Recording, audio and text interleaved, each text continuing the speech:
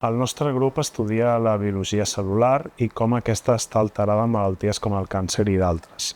De fet, fem un èmfasi en entendre els mecanismes moleculars que porten a aquestes alteracions per tal d'identificar noves dianes terapèutiques, fent èmfasi en la recerca translacional, és a dir, en fer que el que nosaltres identifiquem al laboratori tingui una aplicació clínica. El grup té 5 grans línies de recerca. La primera és l'estudi de la proteïna KRAS, que està alterada en diferents tipus de càncer, com el càncer de colorectal, càncer pancreàtic, etc.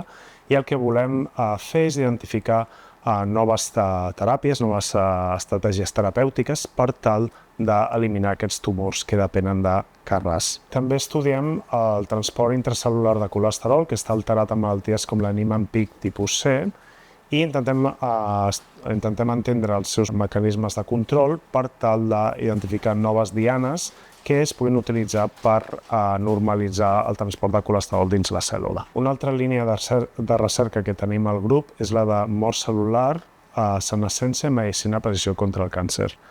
En aquest cas, el que fem és utilitzar assajos funcionals, com el d'NIH Profiling, per identificar les millors teràpies per cada pacient i també intentar identificar noves estratègies terapèutiques per tal d'impedir la resistència dels tumors a la teràpia. També, en aquest sentit, estem estudiant la senescència per tal d'identificar nous compostos senolítics amb aplicacions biomèdiques. Una altra línia de recerca és la inestabilitat cromosòmica, que es dona, per exemple, en cèl·lules tumorals quan hi ha un estès replicatiu i, per exemple, el cicle cel·lular no es completa correctament.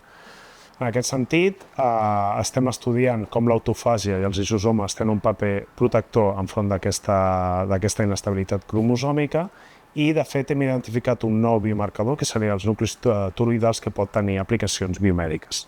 Finalment, també estudiem els compartiments endolisosomals i les vesícules extracel·lulars i, sobretot, intentem entendre els seus mecanismes moleculars per tal de trobar noves aplicacions que puguin tenir un impacte a la salut.